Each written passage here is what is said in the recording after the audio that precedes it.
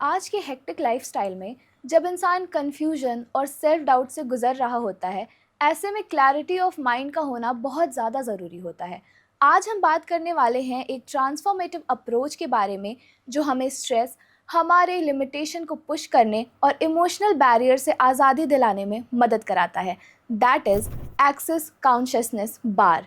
हमारे साथ आज पॉडकास्ट में मौजूद हैं international certified facilitator of access consciousness Varsha Sangal ma'am. Hello ma'am. Hi. So ma'am, पहली बात तो ये कॉन्सेप्ट ही अपने आप में बहुत ज़्यादा यूनिक है। मुझे नहीं लगता कि बहुत लोगों को इसके बारे में पता होगा। तो आपको कैसे पता चला कि ये कॉन्सेप्ट एग्जिस्ट करता है, ऐसा कुछ होता है? So Ritika, I started my career with tarot card reading. Gradually, I came into Vastu. Then I have done hypnotherapy also. जिसे largely लोग समझते हैं past life regression. So, over the time, when I found myself that I am inclined towards these modalities, इनकी तरफ मेरी रुचि है और मुझे अच्छी लगती हैं, and I realise and I acknowledge कि हाँ, मुझे ये गॉड गिफ्टेड भी हैं कि मैं कर लेती हूँ और आगे चल के भी काफ़ी इसमें काम मैंने देखा अपनी कैपेबिलिटीज़ को। तो ऐसी एक फ्रेंड ने मुझे इसके बारे में बताया, एंड उसने कहा कि पहले तो एक सेशन लेकर देख। तो जब मैंने उससे उसके बारे में सुना कि इसमें कुछ टूल्स होते हैं और 32 पॉइंट्स होते हैं हेड पे, जो हम जेंटली जब लाइटली प्रेस करते हैं या टच करते हैं, उससे लाइफ टाइम्स का बैगेज और बैरियर्स रिलीज होने लगते हैं। So that was an instant spike कि नहीं, मुझे ये कोर्स ही करना है, मैं इसके सेशंस नहीं लूँगी। मैंने फिर इसको ऐसे ही किया कि इसका मैंने अब एक नोन से इसकी क्लास ली जो 1 दिन की होती है, and I found it really effective. Okay. So जो एक्सेस बार्स होते हैं, इसकी हिस्ट्री के बारे में थोड़ा बताइए। इसके फाउंडर हैं गैरी डगलस, जो अमेरिका बेस्ड हैं, एंड इसके को फाउंडर हैं डॉक्टर डेन हीर, वो भी अमेरिका में हैं। लेकिन अब ये टेक्निक इतनी बढ़ चुकी है पूरी वर्ल्ड में कि it's in known, very well known in 188 countries, और ये लोग बहुत ट्रैवल करते हैं। और उनके अंडर में मैंने काफ़ी कोर्सेज किए हैं, और उन्होंने ही इस कंपनी को फिर रजिस्टर्ड कराया, क्योंकि गैरी डगलस, ये मोडालिटी एक्चुअली में एक्सेस कॉन्शियसनेस मोडालिटी है क्या? आई टेल यू, बचपन से हमें सिखाया जाता है कि बस ये है लाइफ में, इससे ज़्यादा कुछ मत पूछो, और जो मिल रहा है उसमें खुश रहो, right? This is the first technique. After doing so many techniques and modalities, I found कि नहीं, यूनिवर्स ने आपके लिए एक बुफे सजा रखा है, बहुत सारी चीजें आपको अवेलेबल करवा रखी हैं, और आप उसमें से कुछ भी ले सकते हो। You are not bound to go only for 1 or 2 things. It's like this कि अगर मैं आपसे कहूँ एक आइसक्रीम पार्लर है, उसमें सिर्फ वनीला आइसक्रीम है, आपके पास चॉइसेस नहीं है, क्या आप कितने दिन तक वनीला आइसक्रीम खा लोगे? आप ना अगर खा भी रहे हो तो आपका मन बुझ गया है कि यार एक ही तो चीज़ है, बस ये खाने को मिल रही है, इसी को मन दबा के खाते चले जाओ। Contrary to that, the other option is कि आइसक्रीम पार्लर है, उसमें 50 फ्लेवर्स हैं डिफरेंट, राइट? भले ही आपको वनीला पसंद है, पर आपका मन कितना खुश हो जाएगा, एक्सपैंडेड फील करोगे आपकी, अरे वाह इतने सारे ऑप्शंस हैं, चलो टेस्ट भी कर लिया, नहीं चलो ठीक है यार, मैं वनीला को ही लूंगी। लेकिन आपने सारे ऑप्शंस देखे, everything. That is the thing with universe, कि यूनिवर्स आपसे कहता है देख, सारा का सारा मैंने तेरे सामने रख रखा है, तुझे जो पसंद आए मुझसे मांग और मैं तुझे दूंगा। That lies the power of question. हम लोगों को बचपन से सिखाया जाता है क्वेश्चन मत पूछो। The fact is question empowers and the answers disempowers. Answer में कोई चॉइस ही नहीं है। And when I came into this modality, the 1-day workshop taught me कि please start asking questions, because question will lead you to a different level of consciousness where you will be provided every single thing which you are asking for. हम लोगों को बहुत कहा जाता है ना ये कि आपको अगर कुछ भी चाहिए, लॉ ऑफ मैनिफेस्टेशन होता है, लॉ ऑफ एक्चुअलाइजेशन होता है, तो आपको उसके लिए अपनी वाइब्स इंक्रीज करनी पड़ेंगी। पर वो आप वाइब्स इंक्रीज कैसे करते हो? जब आप कम्युनिकेशन में आते हो और जब आप क्वेश्चंस पूछना चाहते हो। That is the thing. Gary Douglas ने वो चीज़ टैप करी, उसने क्वेश्चंस पूछे, व्हाट, कहाँ मुझे जाना है, मुझे किसके साथ बात करनी है, मुझे कैसे काम करना है, कौन से काम से मुझे रिलैक्सेशन मिलेगा, ईज मिलेगी। ऐसे क्वेश्चंस पूछ पूछ के वो उन लोगों से सराउंडेड हुए जहाँ इन्होंने ये 32 पॉइंट्स बार्स और एक्सेस कॉन्शियसनेस मोडालिटी को इन्वेंट किया। सो ये जो 32 पॉइंट्स होते हैं, ये कौन कौन से पॉइंट्स होते हैं? कैसे हम, लाइक आई थिंक मनी के लिए कुछ पॉइंट होते हैं, कुछ हमारी क्रिएटिविटी के लिए पॉइंट्स होते हैं। सो ये कहाँ पे होते हैं हमारे ब्रेन, आप ब्रेन सेल को, ये ब्रेन वेव्स कहाँ पे होते हैं और आप कैसे उसको एक्सेस करते हो? So, see, access consciousness is the entire modality. इसका बहुत basic first step है access bars.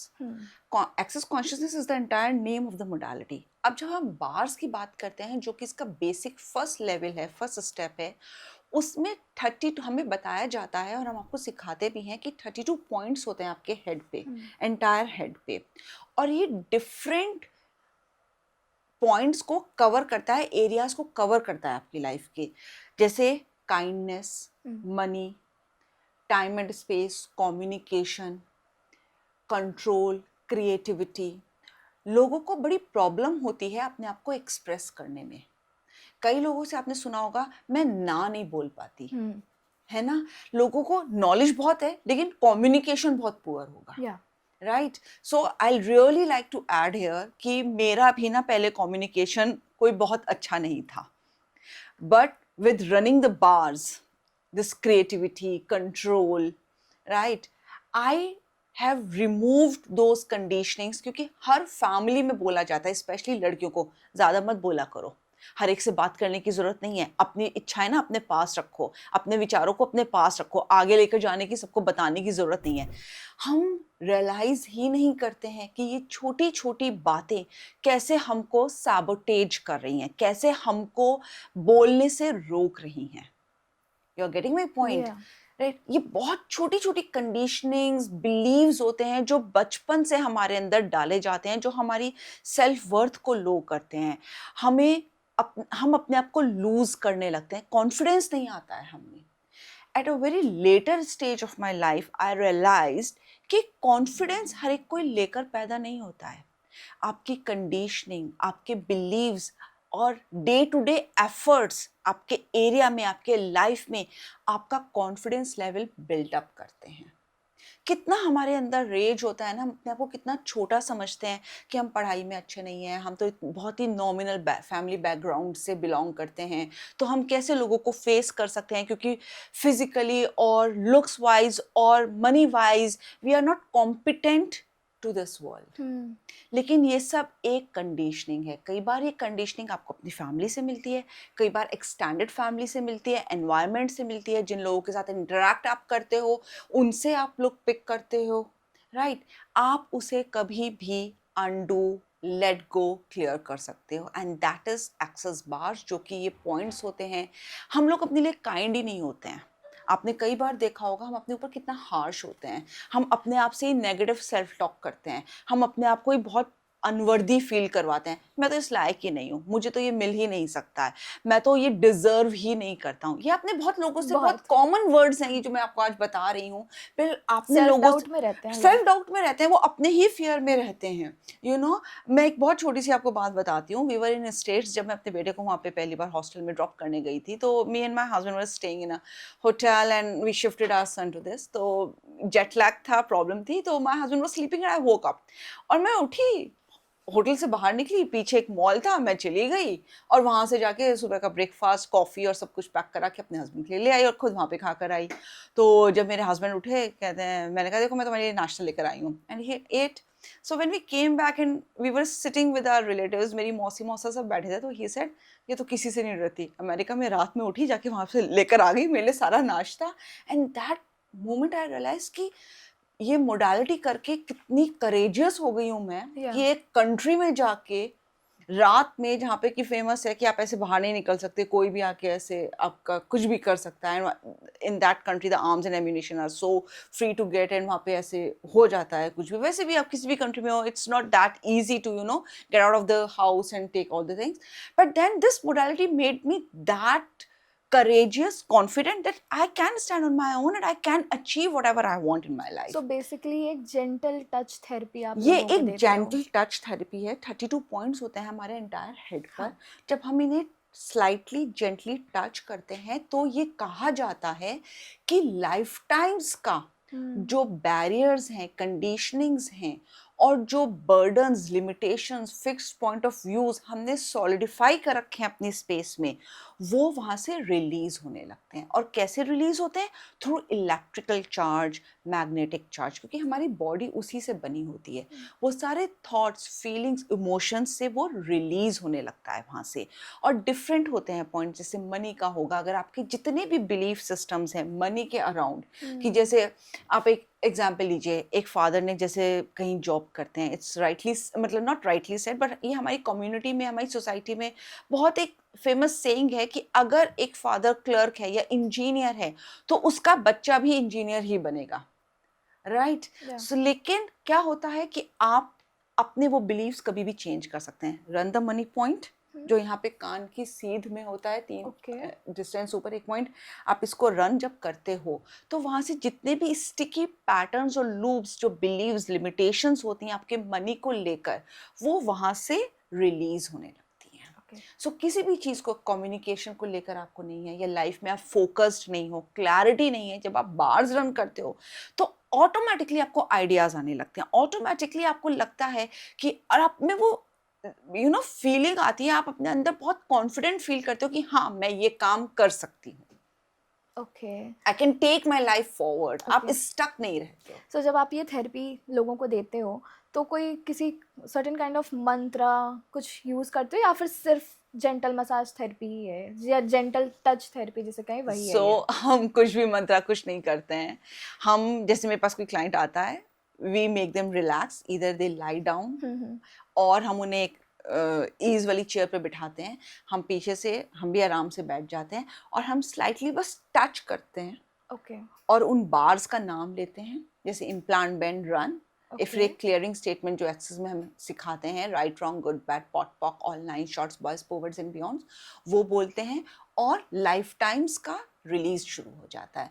It's approximately 45-60 minutes session okay. ये होता है। एंड आफ्टर दैट मुझे बहुत पार्टिसिपेंट्स ने बताया है, क्लाइंट्स ने बताया है मेरे, कि जैसे ओवर चर्निंग ऑफ थॉट्स होती है, लोगों को कितनी ओवर थिंकिंग होती है, बहुत ज़्यादा। शांति से नहीं बैठ पाते हैं, वो रिलीज होना शुरू हो जाता है, वो ईज में आ जाते हैं। कई क्लाइंट्स ने मुझे ये भी बताया कि ऐसा लगा जैसे वो बिल्कुल एक दूसरी वर्ल्ड में ही चले गए थे। ओके। सो जब आप लोगों को थेरेपी देते हो तब कोई कुछ पोस्चर होता है, जैसे व्हेन आई वाज रिसर्चिंग तो उसमें था कि आप ऐसे करके नहीं सो सकते हो, तो कुछ ऐसा भी होता है, या फिर आप नॉर्मली आप लेट करके थेरेपी देते हो? या सो जब हम ये प्रोसेस स्टार्ट करते हैं, एज आई सेड, कि हम उनको लिटा देते हैं, ये बहुत रिलैक्स वे में, रिलैक्सिंग चेयर पे उन्हें अधलेटा कर देता है, मतलब उनके पैर फैले रहेंगे लंबे, और वो बैठने की सिचुएशन में होंगे लेकिन पैर लंबे होंगे। एक चीज का हम जरूर ध्यान रखते हैं कि उनके हाथ ऐसे ना ना ऐसे क्रॉस या हो, right, for a very simple reason, क्योंकि जब हम ये प्रोसेस स्टार्ट करते हैं तो हमारी जो इलेक्ट्रिकल डिस्चार्ज होता है बॉडी में से, और सारी बॉडी में से एक सर्किट की तरह एनर्जी फ्लोट होती है, तो जब अगर आप ऐसे हाथ करेंगे तो शॉर्ट सर्किट होने का रहता है, राइट। आप पैर मोड़ सकते हैं, पैर को क्रॉस कर सकते हैं, that's not a that's short absolutely fine. Circuit like हाँ दैट, इलेक्ट्रिक शॉर्ट हाँ, सर्किट। नहीं नहीं, लेकिन जब आपकी बॉडी में से वो पास ओके। हो रहा है ना, आप अगर देखो तो साइंस हैज प्रूवन दिस कि आपकी बॉडी में भी नॉर्थ पोल साउथ पोल होता हाँ है, या and that is there is a magnetic pull, electrical charge, सब कुछ होता है, तो वहां से वो करंट चार्ज पूरा सर्किट में फ्लोट होता है, इसलिए हम हाथ को नहीं रखते हैं क्रॉस करके, और ऐसे रखते हैं या सीधे रख लेते हैं, जिससे कि वो सर्कुलेट हो एनर्जी और शॉर्ट सर्किट ना हो। ओके। सो इसके लिए फॉर दिस थेरेपी कोई अगर दे रहा है इस थेरेपी को, तो उसको सर्टिफाइड होना ज़रूरी है?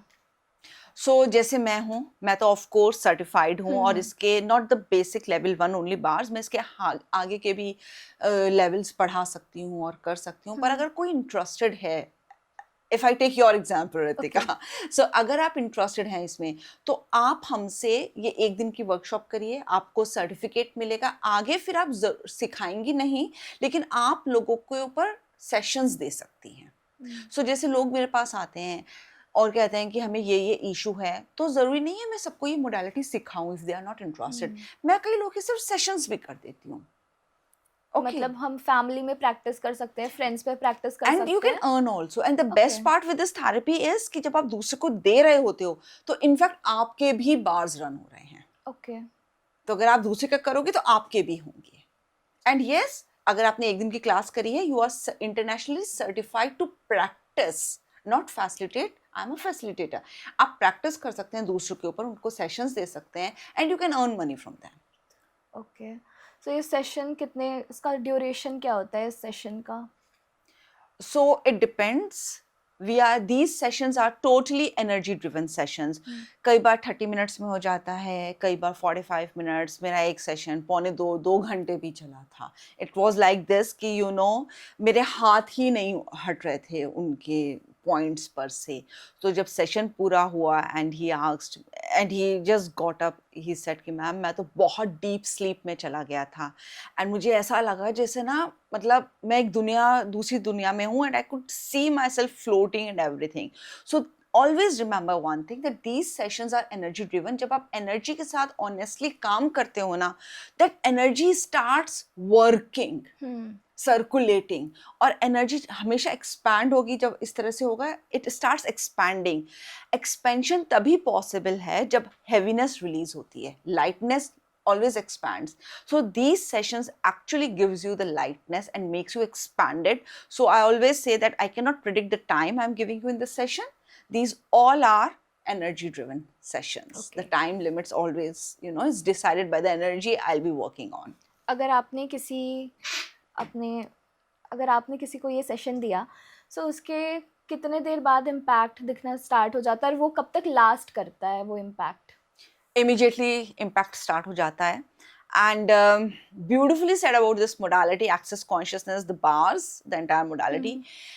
जैसे आपकी हार्ड ड्राइव होती है कंप्यूटर में, आप उसमें कितना डाटा स्टोर करते हो, पर फिर आप उसमें एक डाटा ये भी स्टोर करते हो एंटीवायरस का। करते हो ना? वो क्यों करते हो? कि जिससे आपका कुछ खराब ना हो जाए, उसमें हार्मफुल वायरस ना चले जाए। Same is this with your body. इतना कुछ स्टोर्ड है, और सब हम चाहते हैं कि इस स्ट्रेसफुल लाइफ में सब कुछ अच्छा स्टोर हो हमारे अंदर, हम नेगेटिविटी ना लें। तो बार्स वो ही होता है, बार्स आपके ना एंटीवायरस अंदर स्टोर कर देता है। जितना अच्छा है बस वो रहेगा, जो कंट्रीब्यूटिंग एनर्जीज हैं सिर्फ वो आपकी स्पेस में रहेंगी, नॉन कंट्रीब्यूटिंग एनर्जीज आप डिलीट करते जा रहे हो। और आपने एक बार सेशन लिया, उसका एवर लास्टिंग 98-99% मैं कहूँगी कि इफेक्ट रहता है, और वो कभी जाता नहीं है।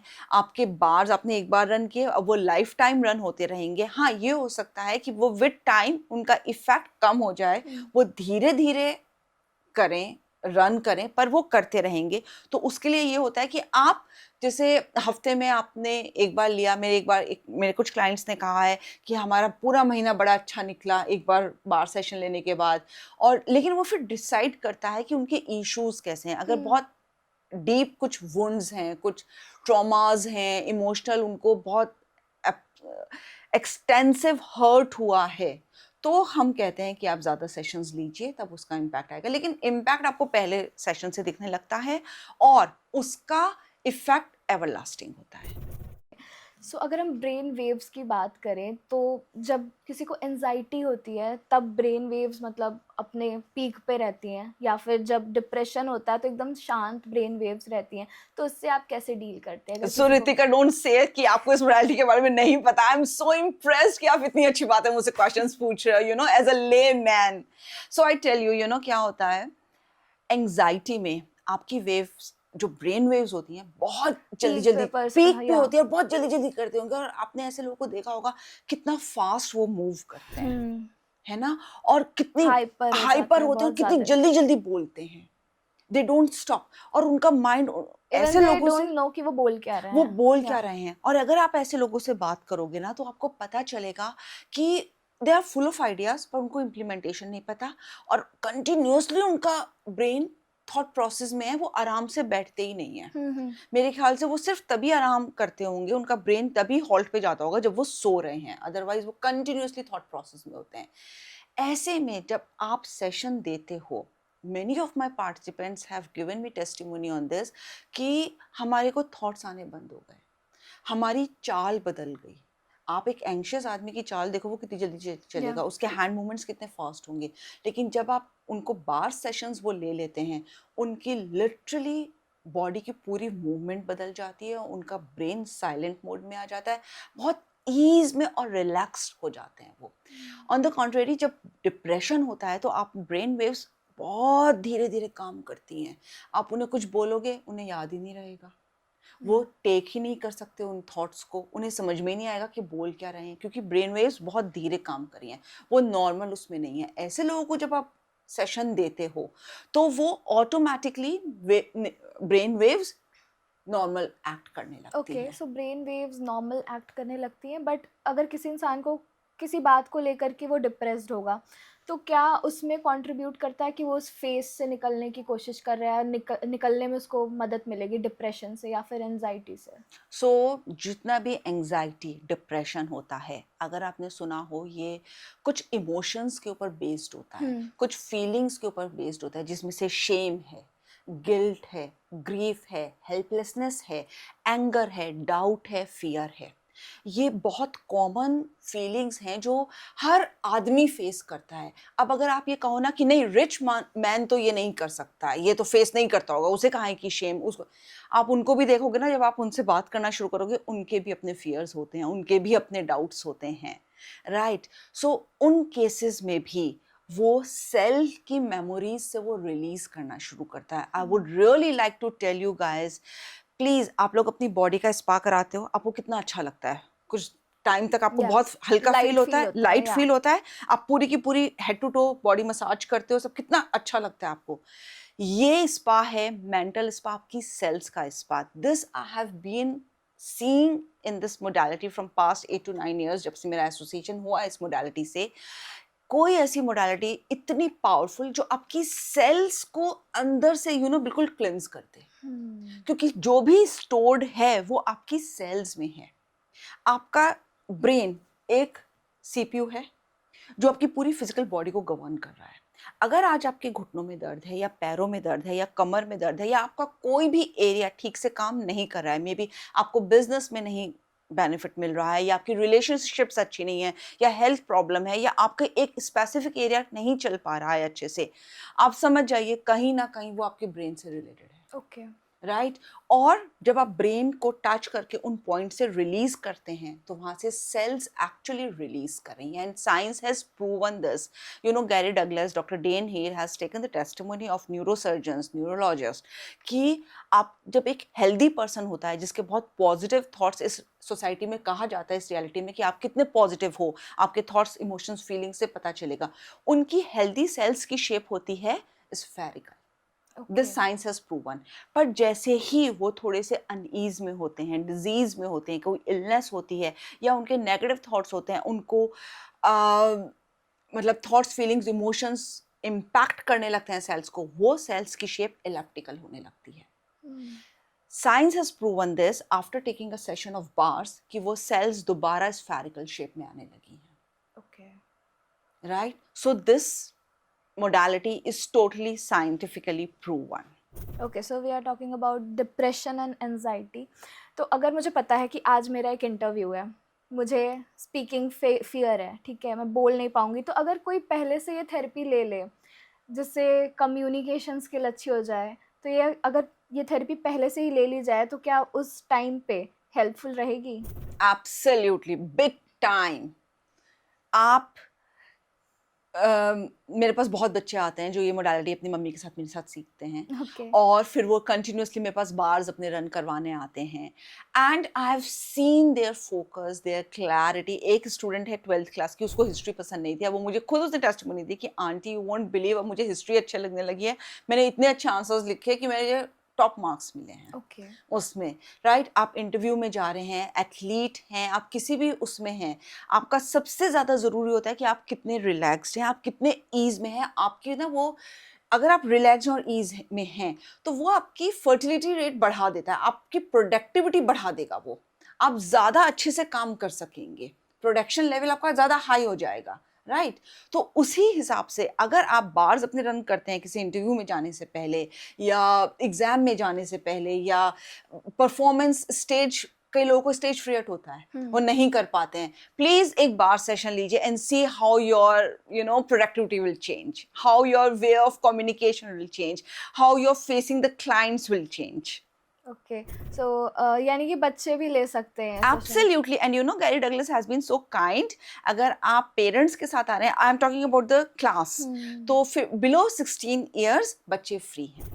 ओके, ओवरथिंकिंग में कैसे हेल्प करेगा? सो एज आई सेड, जब आप बार्स रन करते हैं आपकी ब्रेन वेव्स बिल्कुल नॉर्मल चलने लगती हैं, बिल्कुल नॉर्मल वे में काम करती हैं, राइट? और जब वो नॉर्मल काम करती हैं तो आपको ओवर थिंकिंग के आपको थॉट्स भी नहीं आते हैं।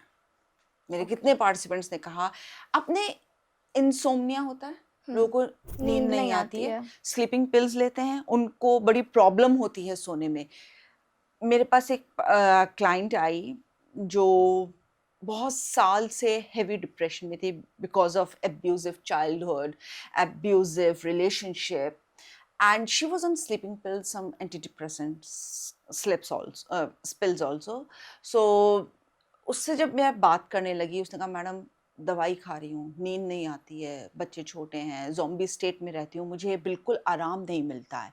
Just one session and you won't believe, वो उस दिन उसने मुझे सुबह अगले दिन फ़ोन किया कि मैडम इतनी अच्छी नींद मुझे कभी नहीं आई, शायद कभी बचपन में आई होगी जो मैं घोड़े बेच के सोई हूँ। That were exactly her words.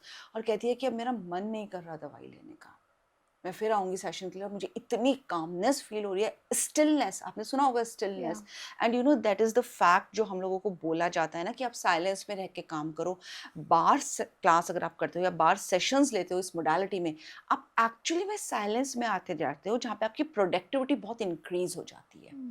आप जितने भी बड़े लोगों को, जो सक्सेसफुल लोग हैं, आप हमेशा उनसे सुनोगे कि भाई साइलेंस में रहो, अपने ऊपर फोकस करो, क्लैरिटी लाओ अपने थॉट्स में, अननेसेसरी के जो इधर उधर बज करता रहता है दिमाग को, उधर मत जाओ, जो खटखट नहीं चलती रहती है दिमाग में, उससे शांत रखो, उससे निकलो बाहर। पर कोई ये नहीं बताता कैसे निकलो। या बार्स आपको वो करके देता है। ओके, सो ये तो हो गया जिसकी लाइफ में बहुत उथल-पुथल चल रही है। अगर किसी की लाइफ स्मूथली चल रही है, जो कि मुझे नहीं लगता आज के टाइम में नॉर्मल है कि किसी की लाइफ स्मूथली जा रही हो। तो अगर किसी की लाइफ स्मूथली जा रही हो, everything is going perfect, everything is going going fine, तो क्या वो भी थेरेपी ले सकता है? एब्सोल्युटली, आप अगर इस लेवल पर हैं, hmm, you hmm. Want to go on a high level, please this will take you on the high level. जरूरी नहीं है कि अगर आपकी लाइफ में ट्रॉमा है या अब्यूज है या बहुत ज्यादा सैडनेस है, सफरिंग्स हैं, पेन्स हैं, तभी आपके ऊपर काम करेगी। नहीं, if you are in a very happy gay state, then also it will take you on the high level. And we are just talking about the bars, लेकिन यू नो अगर आप इसकी सेशंस में तो हम सिर्फ बार्स देते हैं और हो गया, लेकिन जैसे जैसे आप इसके हाई लेवल्स पर जाते हो, आपको हम ऐसी टेक्निक्स देते हैं, ऐसे टूल्स देते हैं। You know the bestest part with access consciousness what I felt, कि ये आपको ना एम्पावर करता है, ये हुँ। आपको इतना इंडिपेंडेंट कर देता है, ये आपको आपकी डिपेंडेंसी दूसरों के ऊपर से खत्म कर देता है, आपको इतनी टेक्निक्स देके कि खुद आप अपने आप को हील कर सकते हो। हीलिंग क्या होती है कि आप डिपेंडेंट हो दूसरे के ऊपर कि वो आपको हील करेगा। No, that's not the fact. Please आओ, इसकी क्लास लो और आपको हम इतनी टेक्निक्स देंगे कि अगर आपके पास बार्स रन करने का 2 मिनट का भी टाइम नहीं है तो आप क्वेश्चंस पूछ सकते हो, कुछ क्लियरिंग स्टेटमेंट्स कर सकते हो, कुछ ऐसी टेक्निक्स हम आपको बताएंगे कि आप वो कर सकते हो कि आप एम्पावर फील करोगे इंटरव्यू में जाने से पहले या या कोई प्रेजेंटेशन देने से पहले। That's it. जैसे मैं जब यहाँ पे आ रही थी तो I just asked what will this podcast create for me, right? या सच ए सिंपल क्वेश्चन, क्योंकि हमें सिखाया ही नहीं जाता है कि क्वेश्चन में रहो, because question empowers you, multiple possibilities open up. Okay, so अगर किसी के फैमिली में इशू होता है और कोई एक इंसान, बहुत ही कलेश चल रहा है किसी के फैमिली में, और कोई एक इंसान थेरेपी ले लेता है, तो क्या पूरे फैमिली पे उसका इम्पैक्ट पड़ेगा, कि बस वो इंसान ही शांत रहेगा, ईज आउट फील करेगा, कि उसके पूरे फैमिली पे भी इम्पैक्ट पड़ेगा? So energetically we are connected to approximately 3,50,000 people. Okay. और ये आपने ज़रूर देखा होगा, आपकी जैसी थिंकिंग है वैसे आपकी मम्मी या पापा या सिबलिंग्स या फ्रेंड्स, या अगर आप आउटर वर्ल्ड में जाते हो तो बहुत लोग की ऐसी थिंकिंग होती है, बिलीव्स एंड। बेसिकली हम जिस सराउंडिंग में रहते हैं, अगल आप बगल ना वाले भी रहो लोग भी, तो हाँ, आप, साइंस हैज प्रूवन दिस कि सबका सबकॉन्शियस माइंड, अनकॉन्शियस माइंड एक तरह से एक काम तरह के करता है, काम करते हैं। राइट? सो एनर्जेटिकली जब आप अपने ऊपर काम कर रहे हो तो एनर्जेटिकली जितने लोग आपसे अटैच्ड हैं हम्म। उनके ऊपर ये काम करता है। So in my family I am into this line, but I have seen the energy of my entire family changing. It has change drastically. और यही चीज़ मेरे क्लाइंट्स ने भी मुझे बोली है कि काम सिर्फ हम अपने ऊपर कर रहे हैं, पर हमने देखा कि वाइफ की भी थिंकिंग बदल गई, बच्चों का भी बिहेवियर बदल गया, because energetically they are connect with them. जब उन्होंने अपना रिलीज किया तो उनका भी रिलीज शुरू हो गया। ओके। It's like that. तो इस थेरेपी के बाद या फिर थेरेपी के पहले कोई प्रिकॉशंस लेने की ज़रूरत होती है? नहीं, कोई प्रिकॉशंस नहीं लेनी है। You have to be willing to choose and come for the sessions और for the class and then see how beautifully it starts working on you. Okay. So India में पहले से हिप्नोथेरेपी, साइकोथेरेपी ये पहले से ही है, तो ये एक्सेस बार्स इन सारी थेरेपी से अलग कैसे हैं? So now you know me that at a time I was also a certified Hypnotherapist, yeah. hypnotherapist and everything. See, I have a huge respect and regard for all the other modalities because I was once upon a time I was a part of that modality. Reiki भी करी है मैंने hypnotherapy भी करी है, बहुत सारी modalities करी है। आपने उनको देख लिया, पास्ट लाइफ रिग्रेशन में जाके आपने देख लिया कि हाँ इस लाइफ टाइम में मैंने ये सब किया था। अब उसे रिलीज कैसे करना है, मैंने देखा कि रिलीज में एक्सेस कॉन्शियसनेस, एक्सेस बार्स बहुत मेजर हेल्प करता है। वो सारा चार्ज जो आपके अंदर ग्रीफ का, गिल्ट का होता है, वो रिलीज कर देता है for a very simple reason. I saw one of my past life where I have done some not good thing with some person, right. अब मुझे उसका गिल्ट आ गया कि अरे ये तो मैंने उसके साथ अच्छा नहीं किया and all that. May be a possibility ना कि उससे पहले की लाइफ में उन्होंने मेरे साथ कुछ अच्छा ना किया हो, तो मैं वो रिप्रिकॉशंस थे, पर मैं उसका चार्ज अभी भी अपने अंदर लेकर बैठी हूँ। अब वो चार्ज मैं कैसे रिलीज करूँगी? वो बार्स के थ्रू वो चार्ज सेल्स पर से रिलीज होना शुरू हो जाता है। So this is really very good. And you no हमारी सोसाइटी हमें बताती है यार खुश रहो, पर खुश रहना कोई सिखाता नहीं है, क्योंकि आप इतनी सैडनेस अपने अंदर लिए बैठे हो, तो आप खुश कैसे रहोगे? आपको उस सैडनेस में से रिलीज करता है। और एक ओल्ड सेइंग है ना हमारी सोसाइटी में, देख अब तो इतना खुश हो गया ना, अब तो तुझको रोना पड़ेगा। So we have set a rule, ज्यादा खुश मत हो, बट आपको नहीं पता कि आपकी इनेट क्वालिटी तो खुश रहने की है। ये तो हमें कोई सिखाता ही नहीं है। सैडनेस आती कहाँ से? अगर हमें पता है कि यू नो ये काम करने से अगर मैं किसी चीज़ को ज़्यादा अपने मन में रख रही हूँ तो मैं ही उदास होंगी, उसके बावजूद भी इंसान क्यों ही उदास रहता है? क्योंकि पता है हम सेल्फ हार्म कर रहे हैं अपने आप को। देन इसका रीज़न क्या है? क्योंकि हमें सोसाइटी यही सिखाती है, हमारे घर के बड़े लोग, कि खुश मत रहो, दुनिया में सिर्फ पेन ही है, उसका पेन देखो, इसका पेन देखो, तुम्हें तो खुश होना चाहिए, भगवान ने तुम्हें सब कुछ दे दिया। उस गरीब आदमी को देखो, वो तो सड़क पे बैठ के खाना खा रहा है, क्या पता उसकी वो चॉइस है।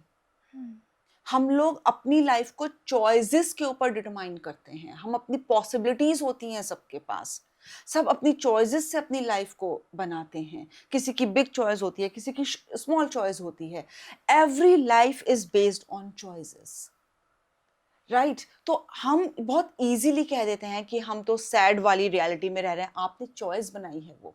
एक्सेस कॉन्शियसनेस में जब मैं पहली बार आई तो मैंने ये रियलाइज किया कि यस, जो भी मेरी सराउंडिंग्स में हो रहा है, जो मेरी लाइफ में हो रहा है, this was a choice made solely by me. और हम लोग हमेशा ब्लेम गेम में रहते हैं। अगर आप बहुत सक्सेसफुल लोगों से बात करो या जिन्होंने लाइफ में बहुत कुछ अचीव किया है, आप उनसे सबसे पहले एक चीज सुनोगे कि मैं ब्लेम गेम में नहीं हूँ, मैं पास्ट को ड्रैग नहीं करता। और हम पास्ट को ही लेकर हम के पास्ट चलते को हैं। ही ड्रैग करते हैं। बार्स एक्चुअली में आपका पास्ट का सारा चार्ज निकाल देता है, आपको ज्यादा से ज्यादा प्रेजेंट मोमेंट में रखता है। कौन आपको सिखाता है कि प्रेजेंट मोमेंट में रहो? कोई सिखाता है? नहीं। कोई भी नहीं सिखाता कि हमें प्रेजेंट मोमेंट में रहना चाहिए। बार्स आपका पास्ट का सारा चार्ज निकाल के आपको ज्यादा से ज्यादा प्रेजेंट मोमेंट में रखता है। नॉट ओनली और मेंटल वेलनेस पे ये काम करता है, जब आपका मेंटल हेल्थ बहुत अच्छा होता है, आपकी सेल्स अपने आप को रिवाइटलाइज करने लगती हैं, रीएनर्जाइज होने लगती हैं, आप देखोगे आपके फिजिकल इलनेस, डिजीजेस भी हील हो जाती हैं।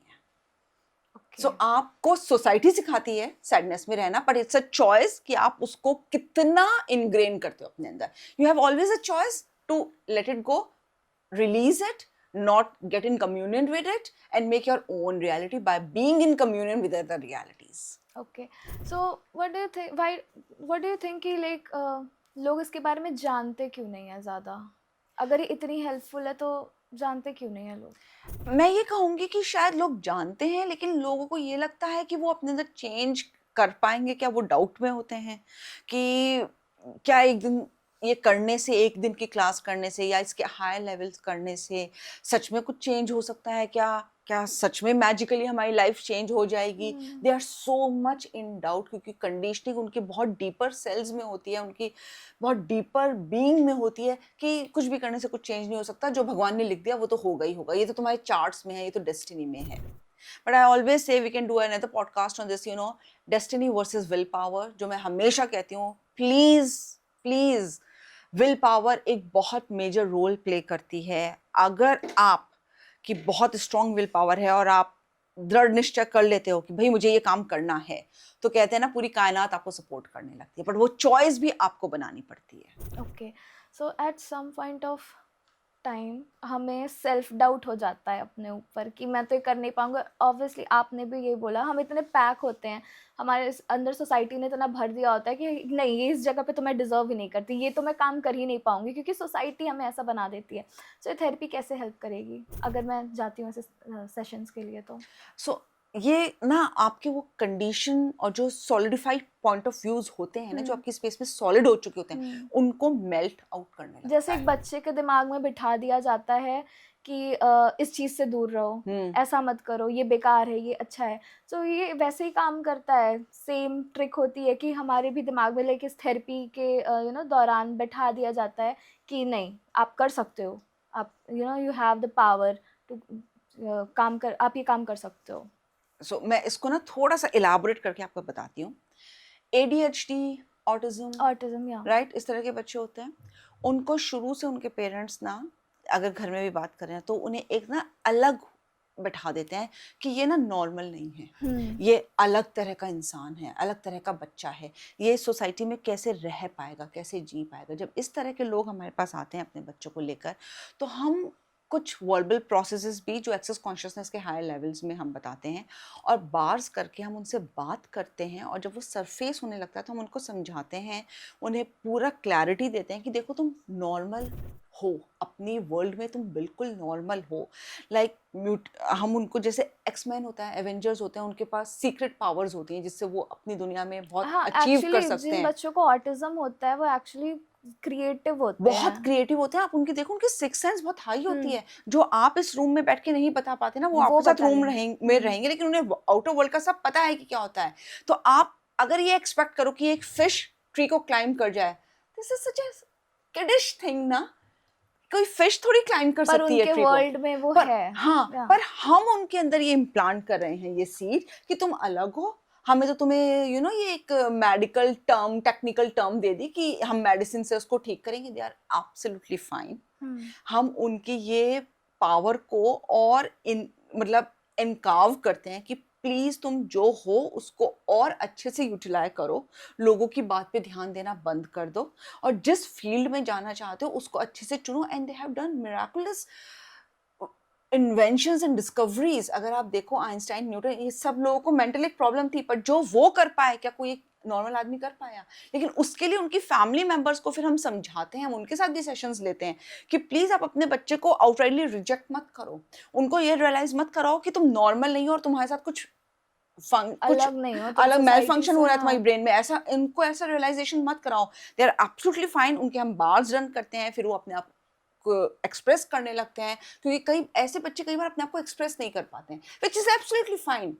कई लोग नहीं एक्सप्रेसिव होते हैं, तो लेकिन वो किसी और फील्ड में बहुत अच्छे होते हैं, let them work in their field. Basically उनकी क्रिएटिविटी बहुत अच्छी उनकी होती है। क्रिएटिविटी, उनकी सेंसेस अगर आप देखो, दे आर डैम गुड।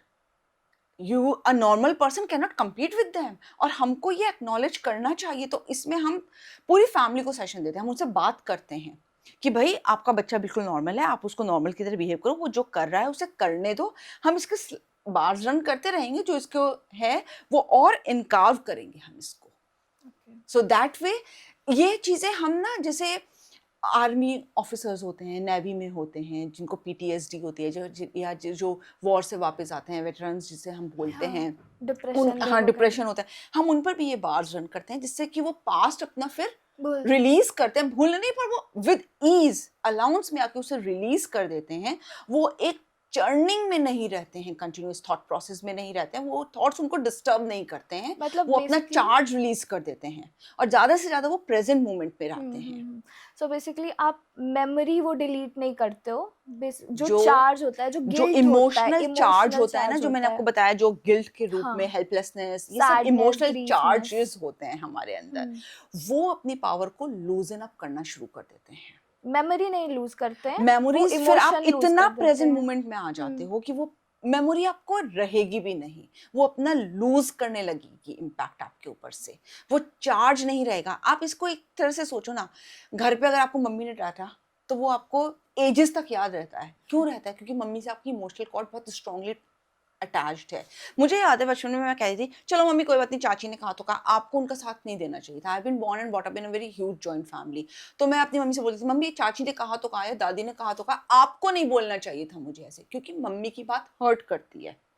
वो ही चीज ऋतिका, अगर कोई सड़क चलता हुआ आपको बोलेगा, आपको इम्पैक्ट हो सकता है 2-4 दिन तक, हफ्ते भर तक आपका मूड खराब रहे, लेटर रन में आपको याद रहेगा, क्योंकि उससे तो आपको इमोशनल चार्ज ही नहीं है।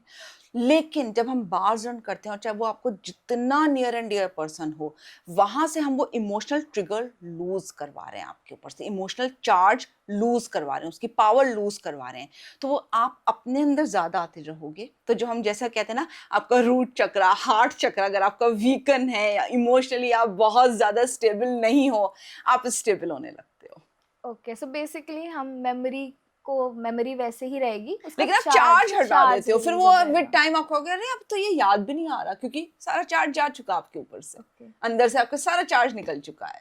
Okay, So yes, this therapy really works on, such ADHD, PTSD, autism, और जितने dyslexia, ऐसे लोग जो हम लोगों को, जिन्हें हम बिल्कुल outrightly एक अलग सोसाइटी में हम नेम कर देते हैं ना, कि इन्हें तो स्पेशल स्कूल्स में जाना चाहिए एंड ऑल दैट। प्लीज, शायद ऐसा नहीं है, मैं ये नहीं कह रही उनको अलग स्कूल में मत भेजो, या बट बार्स भी उनको कराकर देखो, देखो क्या उनके अंदर चेंजेस आते हैं, वो कैसे ब्यूटिफुली अपने आप को एक्सप्रेस करते हैं फिर। Thank you so much ma'am. Like बहुत सारी चीज़ें उसमें से समझ में आई, और होपफुली आगे भी पॉडकास्ट करेंगे हम साथ में। Sure. Thank you thank you so so much. much.